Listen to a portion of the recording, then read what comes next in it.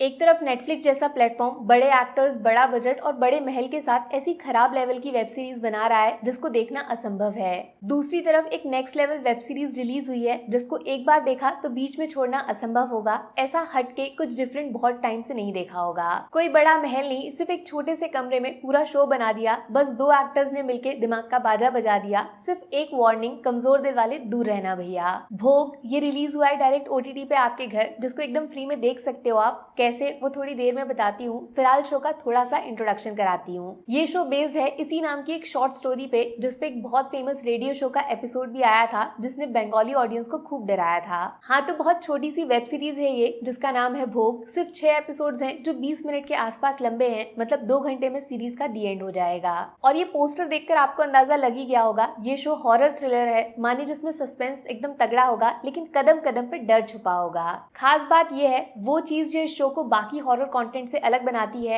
वो है इसकी कहानी में डर के पीछे एक पूजा पाठ वाला एंगल, मतलब जिसको इस्तेमाल करके अक्सर लोग भूत को दूर भगाते हैं। क्या हो अगर वो पूजा पाठ करना ही किसी इंसान को भूत प्रेत का अगला शिकार बना दे।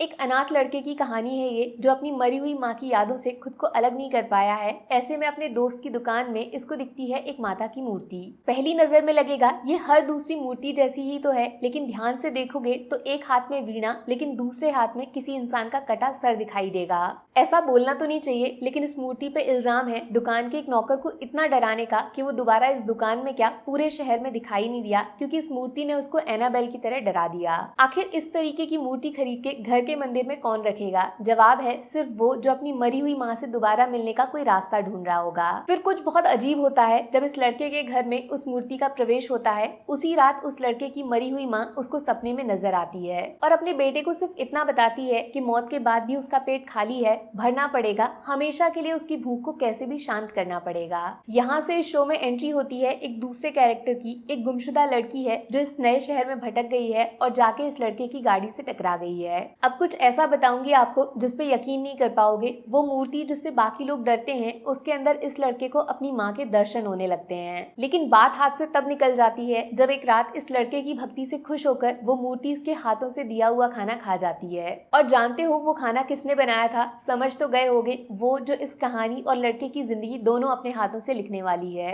पता है इतना सिंपल सीधा सा सब्जेक्ट इतना खास कैसे बन गया? क्योंकि शो ने टारगेट किया है उस डर को जो बचपन से हमारे अंदर भर गया।